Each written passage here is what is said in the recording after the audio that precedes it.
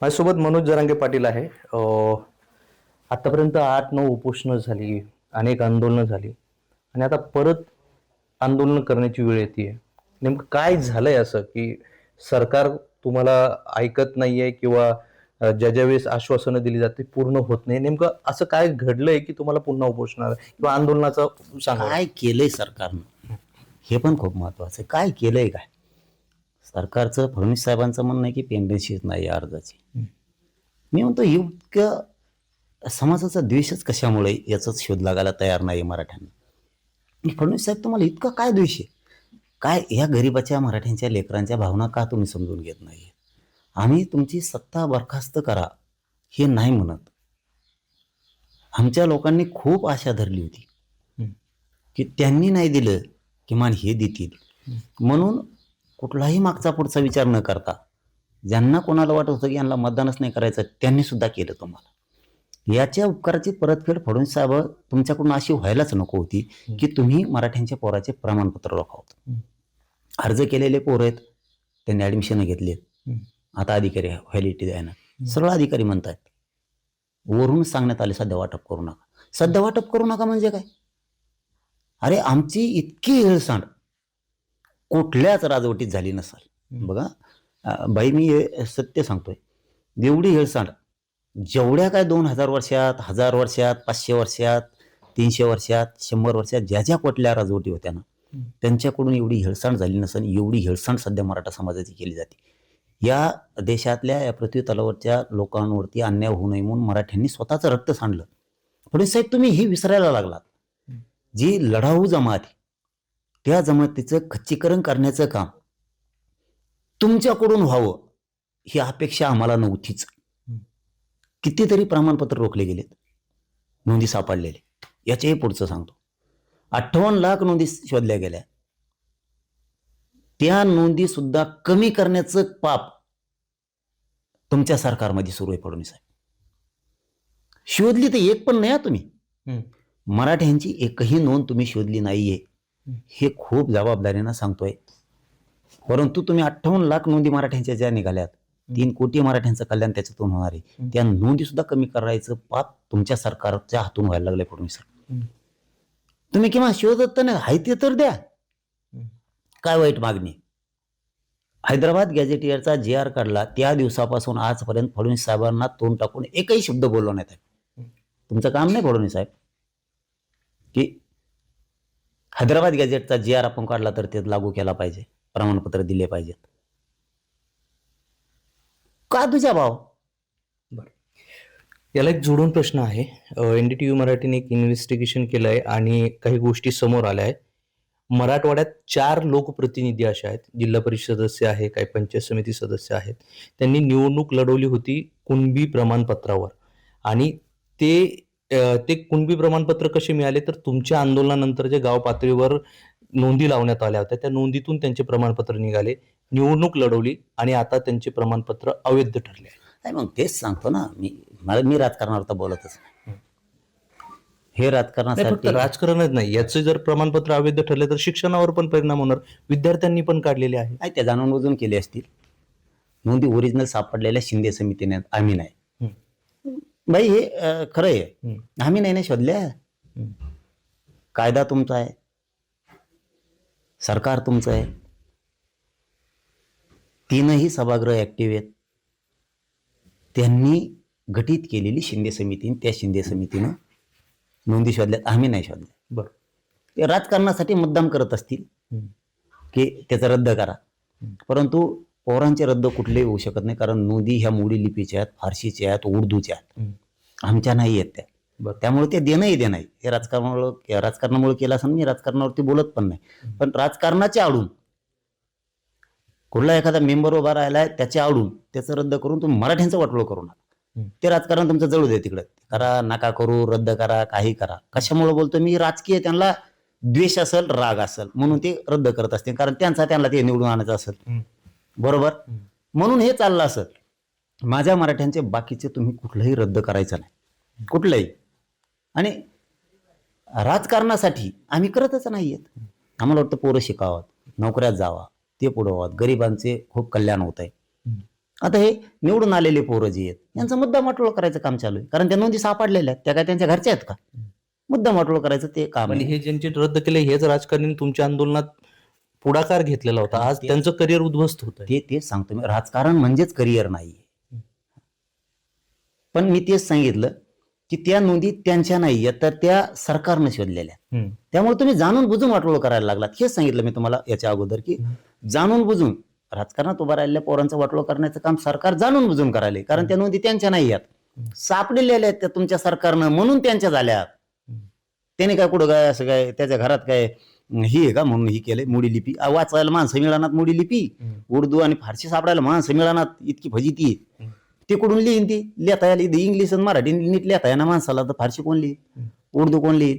बरं, यावर आता लक्ष्मण हाके असं म्हणतायत की हे जे सर्टिफिकेट मिळाले सगळे हे 90% रद्द होणार आहे आणि हे जे निवडणुकीत लढले यांच्या विरोधात आम्ही स्वतः या सगळ्यात पुढाकार घेऊन कोर्टात जाऊन हे सगळे रद्द करायला लावणार आहे, हे टिकणारं नाहीये आणि आम्ही हे सगळे 90% सगळे रद्द करणार लावणार.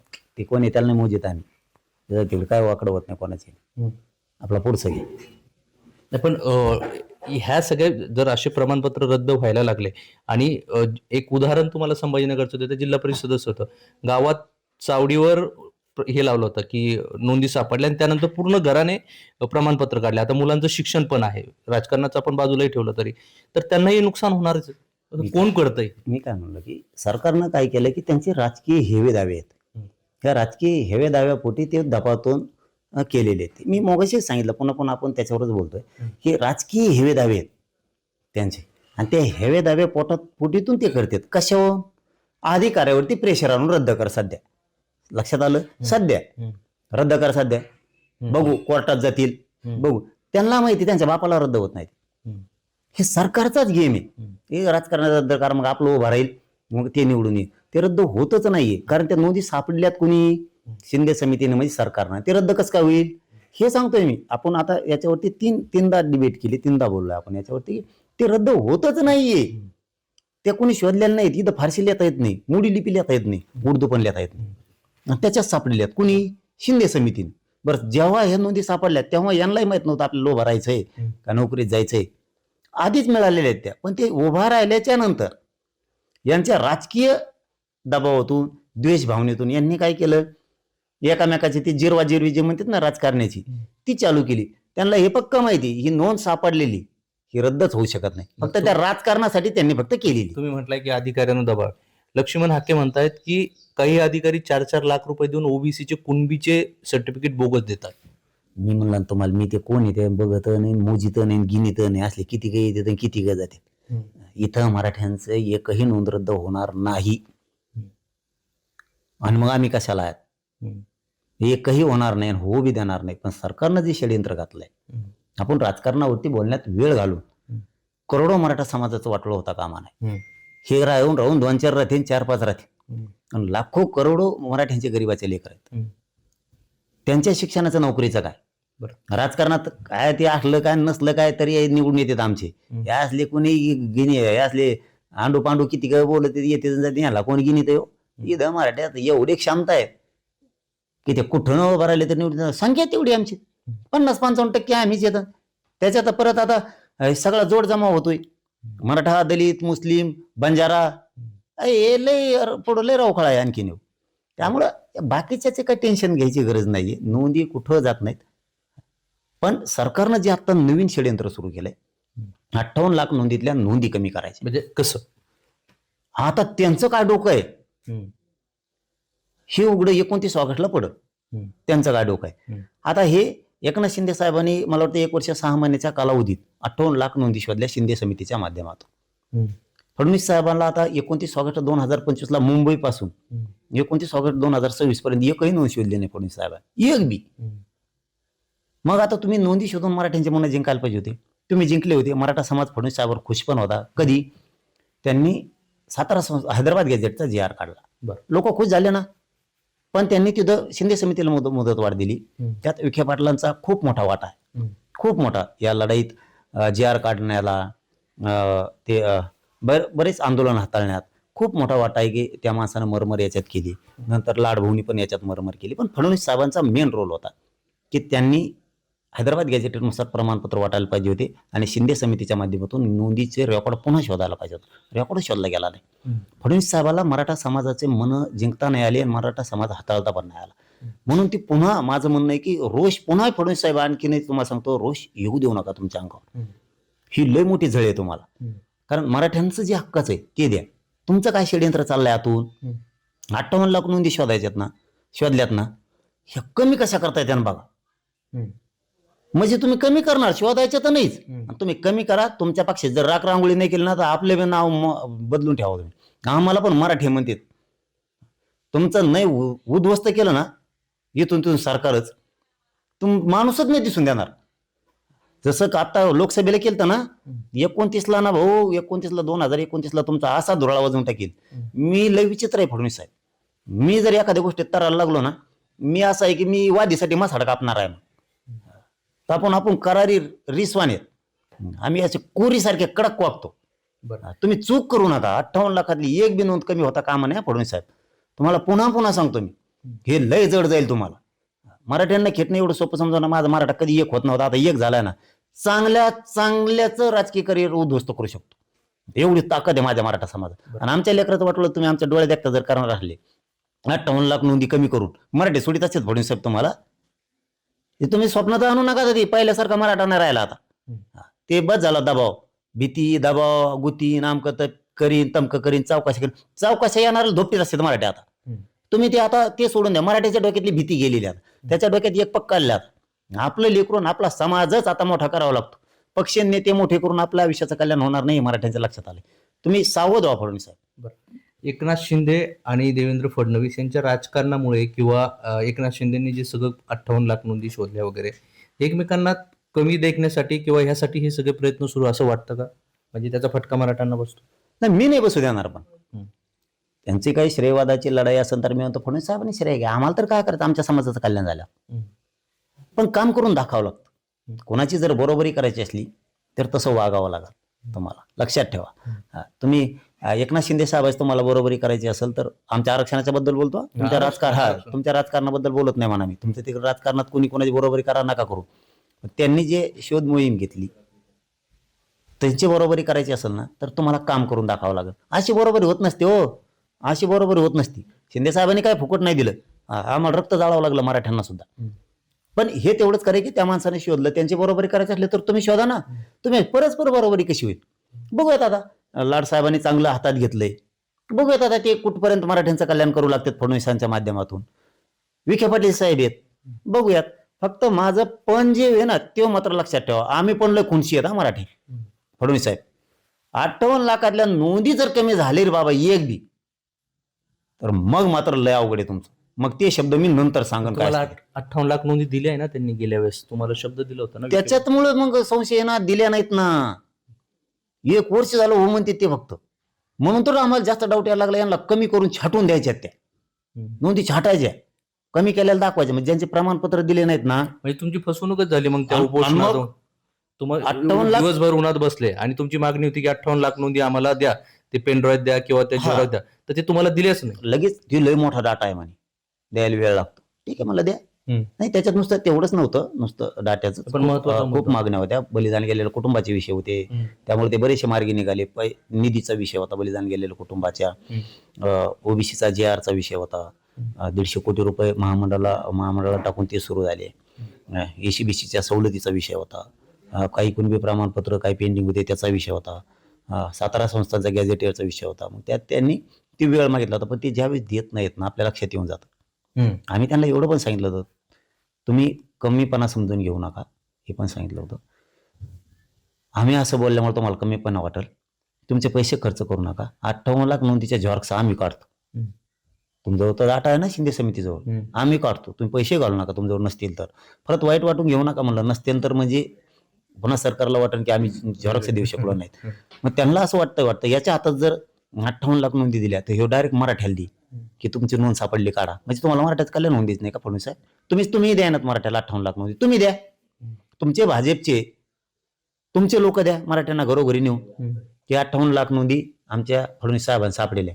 मला काय कुणी द्या यार, माझ्या मराठ्याचं कल्याण करायचं, मला मॅच द्यावा म्हणून नाही, तुम्ही ते द्या ना. म्हणून आम्हाला आता डाऊट चाललाय की हे 100% 58 लाख नोंदी कमी करणार आहेत, आणि त्यातली एक बी कमी केली तुम्हाला सांगतो तुमचा देवाराच झाला, खलासच खेळ झाला तुमचा. बरं. तुम्ही धनंजय मुंडेंवर बोलले. आज त्यांनी असं म्हटलंय की मला वैयक्तिक बदनाम केलं जात आहे, माझ्या बीडला आणि माझ्या बीडच्या मातीला बदनाम करू नका. अरे तुला कोण बदनाम करतो रे? तो असून काय गुतलं रे कोणाचं? तू हाई कोण? टिकूजीराव, तू कोण लागून गेला? तुला कोण बदनाम करी ना? तो तोंड सुद्धा बघा वाटत नाहीये. इतकं पातक पाप केलेलं आहे तू, भयानक पातक केलेलं आहे. पहिला गोपीनाथराव मुंडे साहेबांच्या वारशाला आणि कामाला कलंक लावणारा कोण असेल तर तू येणास का? त्या माणसांचे वैभव उभा केलं ना, त्या वैभवाला ढासळण्याचं काम फक्त तू एकट्याने केलं. तुला माती जर कळली असती, तुला जर माती कळली असती ना, बीड जिल्ह्याची माती म्हणतो ना तू, आज बनला का? आज टोकारा लागला असं त्याचा. मुंबईत. हा, तुला जर माती कळली असती ना, महादेव मुंडेच्या प्रकरणात 1 मिनिटात तू बाहेर आला असतास. तुझा भाऊ आता त्यो सोन्यासारखी एवढी लेकर त्या महादेव मुंड्याची एकदा जाऊन बघ, काय बोलतो नुसतं. आजी दादापाशी गुलुगुलू गप्पा आणणे आणि तटकरी साहेबापाशी गुलुगुलू गप्पा आणणे म्हणजेच तू पुण्य कमवतो असं होत नाही, तू पाप झाकीतोस. आणि पापावर पांघरून घालायला आता तटकऱ्यांना सुद्धा वेळ नाहीये. तटकरे सावध झालेत आता. जबाबदारीने सांगतो, तुझ्यासाठी ते त्यांचं राजकीय करिअर उद्ध्वस्त करून घ्यायला मोकळे. तुला काय माती कळती रे? संतोष देशमुखांचं खून केला गेला, अरे तो म्हणायला पाहिजे होतं चल सगळे आरोपी मध्ये टाका, समर्थन केलंस तू. तुला काय माती कळणार आहे बीडची? तुला काय माती कळणार आहे रे? काय केलेस तू? काय होतं ते बीड? पूर्वी शब्द होता गोपीनाथ मुंडे साहेबांचं बीड का. आता तुझं नाव घेतलं ना तर लोक नाव सुद्धा घेणार त्या परळीचं. इतकं त्या वारशाला कलंक लावायचं काम नासक्यापणा तू केलेला आहे. तो कोण नाव घेईन रे? चिल्लर चाळे खेळाव का रे तू? तू विसरून गेलास, तू विसरून गेलास की तू ज्यावेळेस विरोधी पक्ष नेता होतास ना, त्यावेळेस तुझ्या जात कोणची लोक विचारत सुद्धा नव्हती. हो, ते तो आरडणं इवळणं, लोकांना वाटलं जातीच्या पलीकडचा माणूस काय गोरगरिबांसाठी छाती ठोकून लढतो. मनात बसला होतास रे नासक्या तू. तू उद्ध्वस्त केलंस. तू ज्यावेळेस मंत्री झालास ना, मंत्रिपदावरती विकास करायला पाहिजे होता, त्या मंत्रिपदावर तू गुंड सांभाळलेस आणि आज हे भोग भोगायची वेळ आली. अरे मी कालच सांगितलं, त्या वंजारी समाजात मराठा समाजात एवढी माया प्रेमाचे संबंध होते ना, या धन्यामुळं माणसात माणसं नाही राहिले. ती टोळी तयार केली आणि ती टोळी तयार केल्यामुळे मारलं. अरे त्या तोही खानचा माणूस मारून टाकला यांनी. कुठं गेला रे तोही माया? कुठे गेली? हे सत्यता आहे. तो बंजारा समाजाला किती त्रास दिला, किती धनगर समाज उद्ध्वस्त केले. आज धनगर समाजाचा माणूस आलता, काय बोलतो रे तू? ते मोगाची पावती आहे का रे? ते सलगर नावाचं कोणतरी पोरगा आलता सकाळी, त्याची जमीन बळी केली यांनी, धनंजय मुंडे. हा भजी त्याच्या लोकांनी, आणि त्यांनी बळ देतोय त्यांना. त्याला मारलंय मरणाचं, तरी अटक करत नाहीत. ते व्हिडिओ कुठे देऊ? ही लय मोठी बातमी, आज सकाळचा विषय हो. काय बोलतो रे म्हणून तू? तुला काय माहिती कळती? तुझे कोण कार्यकर्ते, त्याला 2.5 एकर जमीन आहे, त्याची जमीन दाबली. एसपींना अर्ज दिला त्यांनी, कलेक्टरला दिला. काय धनगर समाज आहे म्हणून का? धनगराचं गरीबाचं आहे म्हणून का? काय मारण्याची पद्धत आहे की काय राव? हे काय मार आहे? काय मार आहे रे भाई? यो व्हिज्युअल आपण दाखवू शकत नाही स्क्रीनवर, पण भयंकर आहे व्हिडिओ. सगळं रक्तबंबाळ दिसतं याच्यात. आणि हे काय प्रकरण आहे? याची जमीन आहे. इतकं फाटलं डोकं त्याचं. काय करतंय पोलीस प्रशासन बीडचं? काय करतायत कलेक्टर? त्याची जमीन आहे, दाबली गेली.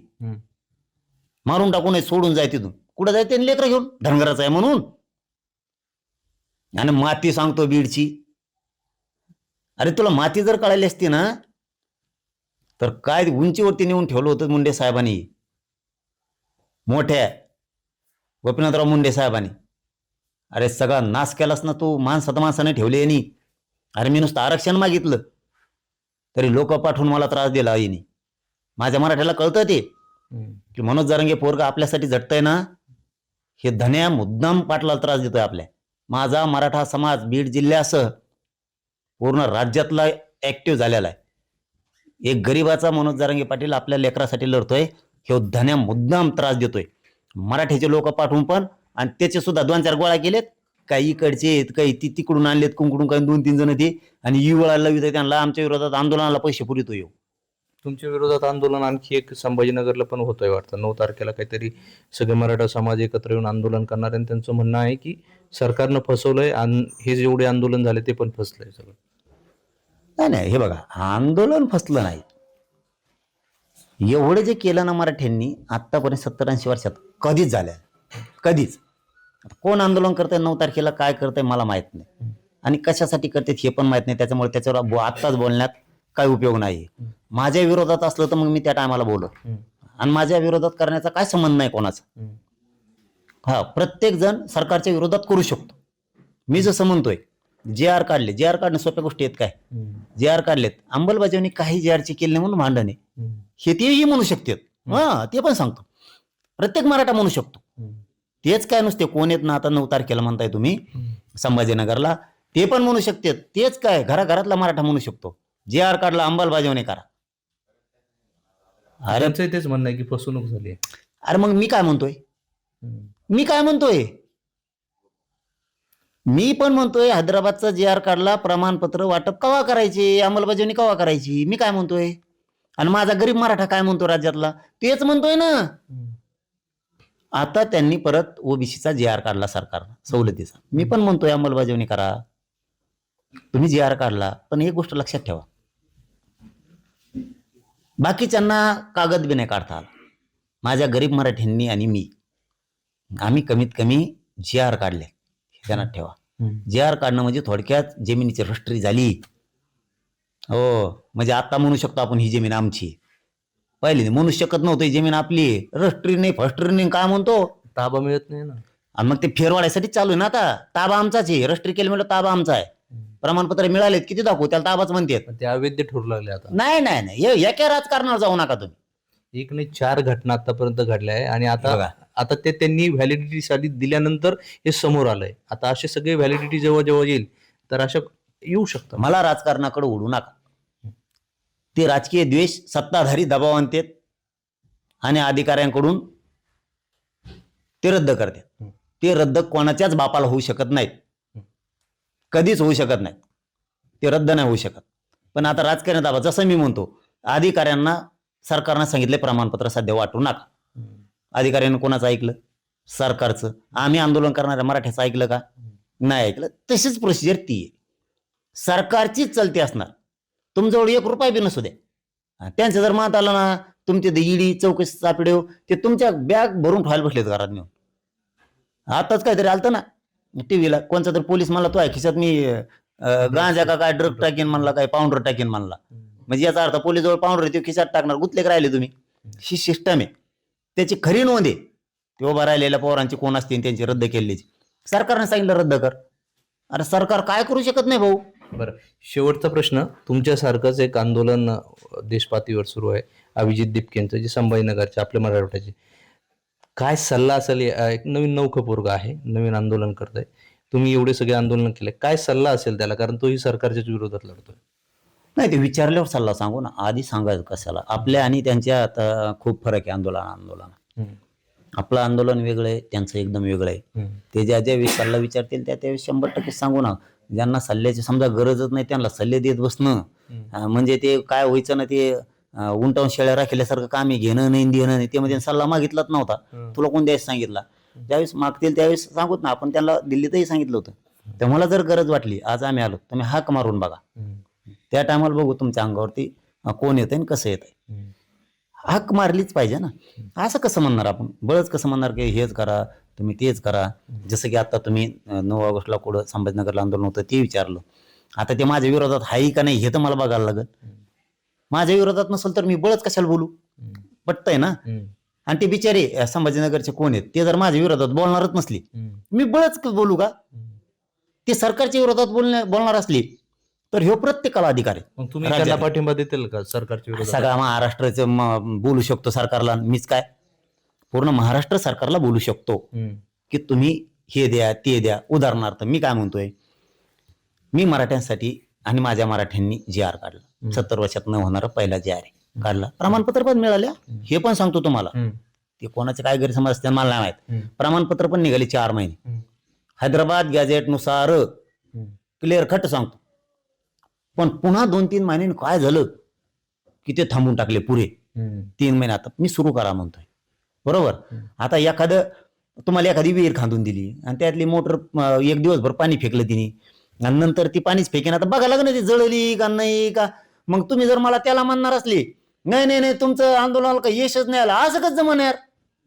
तुम्हाला 58 लाख नोंदी निघाल्या, लाखो पोरांनी राज्यातल्या नोकरीत गेले, शिक्षणात गेले. ते विसरायचंय का मग तुम्हाला? कोण नाव ठेवणार आहे तुम्ही म्हणतात ते समजा, ते विसरायचंय तुम्हाला? कित्येक तरी पोरं उच्च शिक्षणात गेले, MBBS ला गेले, BHMS ला गेले, पोलीस मध्ये गेले, पोलीस पाटलात गेले, PSI झाले, काही कलेक्टर पण झाले. ही नाकारायचंय का मग? लाखो पोरांनी त्यांचे फीस वाचल्या, हजारो करोड रुपये मराठा समाजाचे वाचले, अनेकांना घरकुलं मिळाले. हे नाकारायचं तुम्हाला? फक्त माझं म्हणणं आहे, आपण जे आर घेतलाय, प्रमाणपत्र वाटले पण आता बंद केले. मग आपण सगळ्यांनी म्हणलं पाहिजे ना बंद केले. आणि मी म्हणलो इकडून बंद केले की लगेच तुम्ही तिकडून म्हणायचंय का आम्ही म्हणलोच होतो, आंदोलनाला यश नाही आलं. आणि मागचे वाटलेले विहीर खाल्लेले दिसत नाही तुम्हाला, त्यात मोटर टाकले दिसत नाही, पण ते जळली रे, वर काढ पाणी कम फेकेना बघू आपण. तसं आता सरकारचं काही डोकं जळलं असलं तर ते ठेप्याला आणावं लागेल, पुन्हा तारी तुरी त्यांना गुंडाळा लागते ना अशा मोटर भरिल्यासारखी. मग पुन्हा फडणवीस साहेबाचं डोकं ठेपेल येईन बुवा, अशी सिस्टम असते रे. एखादं मी आव्हान केलं, चला सरकार हे देत नाही, लगेच तुम्ही म्हणायचं की तिकडून हा आम्ही म्हणलो होतो तेच खरंय, काहीच मिळालं नाही. अरे मिळालेलं आहे रे, घरी घरी जाऊन विचारा समाजाला. राहिलेल्यांना मिळून देतोय. काय देतोय? NDTVच्या माध्यमातून महाराष्ट्रातल्या मराठ्याला सांगतो, मराठ्याला सांगायची गरज नाही, त्यांचा लय विश्वास आहे माझा आणि मी ते कमावलाय. माझ्या इमानदारीच्या जोरावरती मी रक्त जाळतो. माझं म्हणणं राहिलेले घेतोय मी. काय घेतोय? हैदराबाद गॅझेटचे प्रमाणपत्र वाटप केले होते, बंद केले, सुरू करा. 1. 2. 58 लाख नोंदी सापडल्यात, राहिलेले प्रमाणपत्र द्या. तिसरं काय सांगतो मी, ज्यांनी व्हॅलिडिटीला अर्ज केलेत त्यांचे प्रमाणपत्र द्या. सापडलं म्हणल्यावर द्या म्हणा लागेल ना. समजा आता वावर सापडलं 2 एकर, म्हणा लागेल ना द्या. सापडायच्या आधी म्हणू 2 एकर द्या. कळत नाहीये रे, तुम्ही काय बोलताय ना हे कळत नाहीये. समाजात गैरसमज पसरू नका. तुम्ही समाजाचे लेकर आहेत, मी पण समाजाचे लेकर आहे. आपण दोघं तिघं मिळून, सगळेजण मिळून सरकारला भांडूयात. मला कोण भांडणार? तुम्ही. मी समाजासाठी रक्त जाळतो, मला कसं काय भांडणार? मी हे सांगतोय. मी दुसरं काय सांगतोय, सातारा संस्थांचं गॅझेटियरचा कोल्हापूरच्या JR काढा, हे सांगतोय मी. आणि त्याची अंमलबजावणी करा. म्हणायचं नाही काय मी लगेच म्हणायचं का आंदोलन यश नाही आलं, काय बोलता राव हे. आणि हे मराठ्याला पटत नाहीये म्हणून मराठा त्यांना ट्रोल करतो. तुम्ही खरं बोला, जे झालं नाही ते आपण म्हणू ना. मी बी म्हणतोय ना. मी आणखीन काय म्हणतोय की EWH चे पोरांची निवडी केलेली आहे 2014 पासून. एका लेकराला लावू शकला नाही तरी तुम्ही, मी कमीत कमी घ्यायला लावलेत. ACBC चे घ्यायला लावतोय, ESBC चे 2014 चे घ्यायला लावतोय. परत मी सांगितलंय, व्याज परतावे थांबलेत. हे लय महत्वाचा मुद्दा आहे. व्याज परतावे पोरांचे सरकारने डोकं लावलं त्या टायमाला. मराठ्यांचे मन जिंकायचे. सरकार म्हणजे फडणवीस साहेब. पुन्हा त्यांना सर म्हणल्यावर त्यांना वाईट वाटायचं. सध्या काय आता ते म्हणते तसंच वागायची येळ आली. ते म्हणले धुणं या नदीवर धुवू नका, त्या नदीवर धुता, बरं त्या नदीवर. ते जर म्हणले त्या नदी लईच मुरुम आहे, तिकडे लई कपडे धुवायला गेले जास्त भरत येत, जरा इकडे खडकावर धुवा, आता खडकावर. आता परिस्थिती तशी. ते त्यांचा गैरसमज आहे तो. मनोज जरांगे चांगल्याचा गैरसमज काढू शकतो. पण मी विश्वास माझ्या गरीब मराठ्यांचं कल्याण होणार आहे म्हणून ठेवलेला आहे. लई माया नादाला लागायचं काम करायचं नाही. मी बी लई येड्या गांडीचा आहे. मग मला त्या रस्त्याने घुसू नका. तुम्हाला मानायला सुरू केलं फडणवीस साहेबाला मराठ्यांनी, तर मानूनच द्यावं. तुम्ही ACBCचे पोरं घेत नाहीये, तुम्ही औंध पुण्याचा गॅझेटियर काढत नाहीये त्याचा ज्या, तुम्ही केसेस मागं घेत नाहीये. मी दम घात नसतो ना. माझं कर्तव्य जे मिळालं नाही ते मिळून द्यायचं. आता फडणवीस साहेबांनी एक डोकं लावलं, मराठ्यांचे मन जिंकायचे. काय करायचं? उद्योगपती मराठ्यांचे पोरं करायचे, पैसे देऊन महामंडळाअंतर्गत दिले पैसे. व्याज परतावा कोणी भरायचा? लागला ना फाशा पोरायला. 2-2, 4-4 हप्ते नाहीत त्यांचे, गेले 2-2 वर्षे. पोरं सैरा बाहेर झाले. मग आता माझं असं म्हणणं आहे, मी पुन्हा एकदा महत्वाचं NDTVच्या माध्यमातून महाराष्ट्रातल्या मराठ्यांना सांगतो, तुम्ही एक काम करा मराठ्या. आता सविस्तर मी NDTVला सगळं सांगितलंय. महाराष्ट्रातल्या मराठ्यांनी फक्त शांत चित्ताने एका गोष्टीकडे लक्ष ठेवा, आपल्याला 29 ऑगस्टच्या आंदोलनात मिळवायचंय काय, कोण कुठं बसतंय, काय आंदोलन करतंय, माझ्या विरोधात करतंय, कोणाच्या विरोधात करतंय, काय देण द्यायची गरज नाही मराठ्याला. आपण फक्त 29 ऑगस्टला काय करणार आहेत याच्यावर महाराष्ट्रातल्या सगळ्या मराठ्यांनी लक्ष द्या. श्रीमंत मराठा, गरीब मराठा, शेतकरी मराठा, नोकरदार मराठा, व्यावसायिक आणि राजकारणी मराठा, सगळ्या मराठ्यांनी एक गोष्ट लक्षात ठेवा, पहिलं काम करायचं, ज्यांच्या कुणबी नोंदी सापडल्यात पण त्यांना सरकार अधिकारी कुणबी प्रमाणपत्र देत नाही. बघा, कुणबी नोंद सापडली पण प्रमाणपत्र देत नाही. कोणचा अधिकारी देत नाही, कोणाची नोंद सापडली आणि 28 ऑगस्टला मुक्कामी अंतरवली द्यायचं. ते कसं काय देत नाहीत मी बघतो, राज्यातल्या सगळे. दुसरं, ज्यांनी कुणबी प्रमाणपत्रासाठी अर्ज केलाय पण अधिकारी देत नाही, कुणी अर्ज केलाय कोणचा अधिकारी देत नाही, त्याने अर्ज अंतरवलीत घेऊन यायचं, नोंद सापडल्या असून देत नाही. तिसरा विषय, ज्यांना कुणबी प्रमाणपत्र दिले पण व्हॅलिडिटी देत नाही, कोणचा अधिकारी देत नाही आणि अर्जदार कोण आहे त्याने अंतरवलीत यायचं. कोणत्या विद्यार्थ्यांना मराठ्यांच्या ओबीसीच्या सवलती लागू केल्या नाहीत, प्रमाणपत्र असून सुद्धा दिलं नाही, त्यांनी अंतरवालीत यायचंय अर्ज घेऊन. आणि ज्या विद्यार्थ्यांना शिकायचंय, येता येणार नाहीये, ते शिकायला तिकडे गुंतलेत, तुमच्या वडिलांना पाठवा पालकाला अर्ज घेऊन तुमच्यावरचा. मी बघतो तुमची व्हॅलिडिटी कसं काय देत नाहीत, नोंद सापडलेली असून कसं काय प्रमाणपत्र देत नाहीत. आणि हैदराबाद गॅजेटनुसार 6वा मुद्दा, ज्यांनी अर्ज केलेत त्यांना कुणबी प्रमाणपत्र देत नाहीत, त्यांनी 28 ऑगस्टला अंतरवलीत यायचं, काम होस्तर माघारी जायचं नाही. सरकार म्हणतंय अर्ज नाही येत, मी सांगणार हे अर्ज आहेत मराठीचे, चल काढा आता. सरकार इकडून राहील, तुम्ही इकडून, जवळ मार्ग निघत नाही तोवर अंतरवलीतून जायचं नाही. 7वा मुद्दा, ईडब्ल्यूएस मधून ज्या पोरांच्या निवडी झाल्यात, ज्यांना नियुक्त्या दिल्या नाहीत ना, त्या सगळ्या पोरांनी अंतरवालीत यायचं अर्ज घेऊन, ही माझी निवड झाली पण नियुक्ती दिली नाही. सरकार कसं देत नाही मी बघतो, अंतरवाली सोडायची नाही. 8वा मुद्दा, की ज्यांच्या ईसीबीसी आणि ईएचबीसी मधून निवडी झालेल्या पुऱ्या पोरांच्या, त्या सगळ्या पोरांनी अर्ज घेऊन यायचं की माझी निवड झालेली पण सरकार देत नाही, कसं का देत नाही मी बघतो. आपला 9वा मुद्दा आहे, ज्यांचे व्याज परतावे थांबले राज्यभरातल्या मराठ्यांच्या पोराचे, अण्णासाहेब पाटील विकास महामंडळाअंतर्गत, त्यांनी सगळ्यांना अर्ज घेऊन अंतर्गत यायचं की माझा परतावा थांबला, सरकार कसं देत नाही मी बघतो.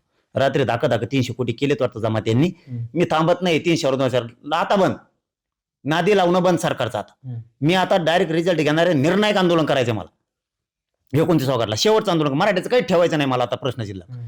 मी तुमचे पुरे प्रश्न सुटूस तर मी आंदोलन उपोषण सोडत नाहीये. 10वा मुद्दा आहे, बलिदान गेलेले मराठा समाजाचे पोरं कुटुंबीय, त्यांना कोणाला नोकऱ्या मिळाल्यात, कोणाला मिळाल्या नाहीत, कोणाला निधी मिळाला नाही मिळाला, त्यांनी अर्ज घेऊन 28 ऑगस्टला अंतरवली यायचं, काम होस्तर मागं जायचं नाही. हे विषय मराठ्यांनी लक्षात ठेवा. आणि 11वा विषय, की ओबीसीच्या सवलती आता ज्या दिल्या आणि एसीबीसीच्या सवलती, सोयी आणि सुविधा ज्या विद्यार्थ्यांना मिळालेल्या नाहीत त्यांनी अर्ज घेऊन अंतरवली द्यायचं, आम्हाला मिळालेलं नाहीत, त्यांना कसे देत नाहीत ते मी बघतो. ज्या विद्यार्थ्यांना येता येणार नाही, त्यांनी त्यांच्या वडिलांना पालकांना पाठवून द्यावा, तुम्ही शिकायला तिकडे, तुम्हाला नाही येत आहेत, तुम्ही नाही आले तरी चालतंय, हे समजून घ्या, पण तुमचा माणूस असणं गरजेचं आहे. तुम्ही नाही आले तर मी कसा प्रश्न सोडायचा, मी एकदाच सगळे सोडवतो. आपला 12वा मुद्दा आहे, जेवढ्या केसेस झाल्यात, कोणावर केसेस खोट्या झाल्यात ना, त्या पोरांनी अंतरवली यायचं, कसं काय केस मागे घेत नाहीत बघतो यांच्याकडे. बलिदान गेलेलं कुटुंबासहित सगळ्यांनी, आणि 3 विषयात अर्ज आहेत बलिदान गेलेल्या कुटुंबाचे, एसटी महामंडळात, MIDCत आणि महावितरणमध्ये. जसं तुमचं शिक्षण असेल तशा तुम्हाला नोकऱ्या दिल्या जाणार. त्यामुळे ज्यांचे प्रश्न आहेत मराठ्यांचे, शेवटचं जेवढे प्रश्न आहेत, 17 संस्थांचा JR कसा काढायचा आहे, 16 ऑगस्टलाच मी सगळ्या अभ्यासकांना बोलवलं अंतरवली, तुम्ही अर्ज द्या, कसे JR काढायचे तुमच्याच मान्य होऊ द्या, हे आंदोलन तुमच्या मान्य. तुम्ही म्हणताना हे काय झालंय, तुम्ही कंदुरी बघितलेली बोकडं कापायची, हे कसं झालंय खेळ, हे सगळे येत मला म्हणतात असा JR काढायचा, तसा काढायचा, काढला का हे झालं, ओके ओके म्हणतात आणि जातात घरी निघून. 8-15 दिवसांनी म्हणतात नाही नाही ते आमचं ऐकूनच घेतलं नाही, तुम्ही इथून हालायचंच नाही. आता तुम्ही जेव्हा म्हणता का क्लिअर यायचं तेव्हा मी उठतो, तुम्ही उठायचं नाही. मराठ्यासमोर सोक्ष मोक्षामध्ये हे काय होतंय, ते मुसलमान काय करतो, बोकड कापितानी पाणी पाहिजे तो बोकडाला आणि मग तो कापू का, म्हणजे काप म्हणणार पाप, काप मानणाऱ्यावर पाप. तसं हे मी यांना विचारतो अभ्यासकांना, बरोबर आहे जी आर हे म्हणतात हा, आणि मग मी म्हणतो हो आता बरोबर झालं, ओके द्या सोडून सगळं. म्हणजे हे बकरा महाबनीत येत आणि तिकडे जाऊन म्हणतात नाही नाही आमचं ऐकलंच नाही. काय राव धंदे. आता मराठ्या समोर राहून द्या सोक्षमोक्ष. मी खोटं बोलतोय का तुम्ही बोलताय का सरकार बोलतोय? इथंच बसून राहा. तुम्ही म्हणता तसा जी आर, हैदराबादचा बी जी आर तुम्ही म्हणता तसा सुधारित करतो. आणखीन काय पाहिजे समोर इथं? फक्त मराठ्यांचे जेवढे प्रश्न आहेत ना त्यांनी मात्र घरी राहू नका. आता तुमचे कोणचे पण असू द्या म्हणून तुम्ही विनाकारण तुमच्यावर केसेस करून तुम्हाला मराठा असल्यामुळे निलंबित केलंय मुद्दाम म्हणून. जसं की उदाहरण सांगणं गरजेचं आहे. तुमचा मुद्दाम वेळ घेतो, गरज आहे. बीडला 11 डॉक्टर दोषी ठरले चौकशी समिती. दोषी ठरल्यावर निलंबित किती व्हायला पाहिजेत? 11 ठरले म्हणल्यावर 11. फक्त मराठ्याचे 2 निलंबित झाले. असा कोणावर अन्याय असेल सत्य तर हे मला जमणार. 11 निलंबित करा, नुसते 2 मराठ्याचे नाही. ही सिस्टम मी खपवून नाही घेणार. कोणाला मराठ्याची जागा आहे मुद्दाम द्यायनात, कस का देत नाही ते बघू. मराठ्यांचं शेत मुद्दाम बळकवतेत ते बी बघतो. मराठ्यांची नोकरी मुद्दाम बळ केली, हे पोरग वनवून हिंडत आहे असून.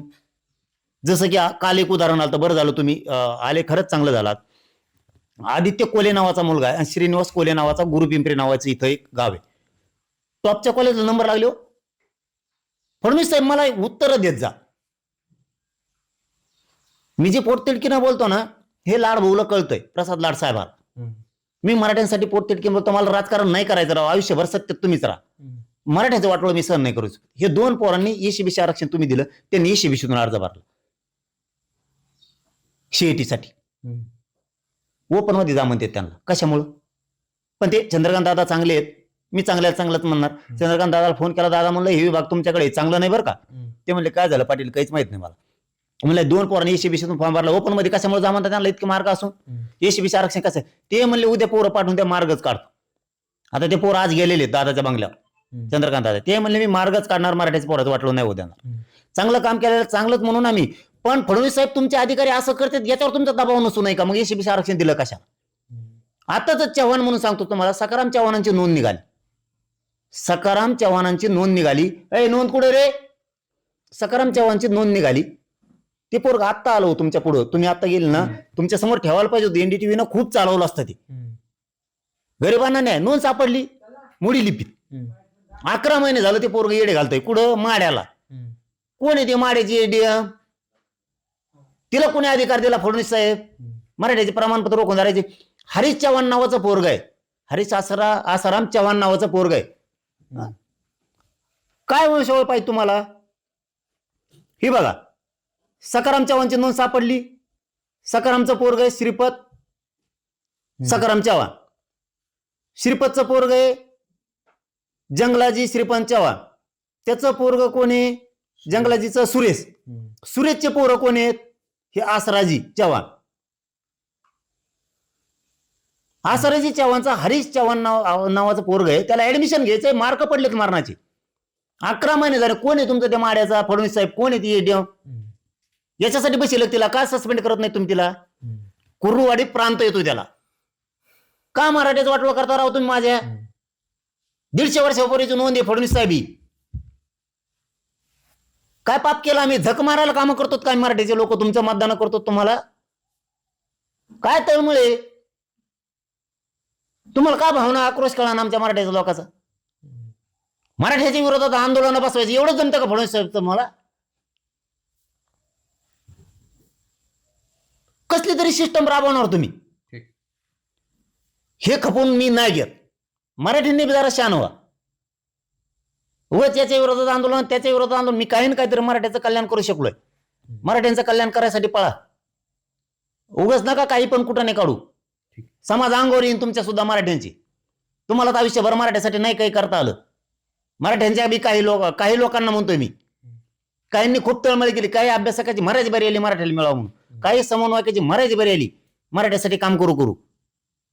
पण काही समन्वयक अभ्यासकांना तुमच्या स्वार्थासाठी मराठ्यांचा बळी देऊ नका उगाच तुम्ही सरकारचं ऐकून.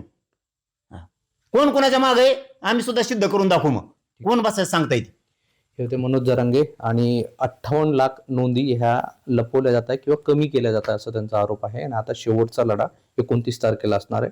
तोपर्यंत फडणवीसांनी लक्ष द्या, नाहीतर तुम्हाला रोषाला सामोरं जावं लागेल, असा थेट इशारा जरांगे पाटलांनी दिला आहे. Video journalist Rahul Chavan, Mohsin Shaikh, NDTV, Antarwali, Sarati.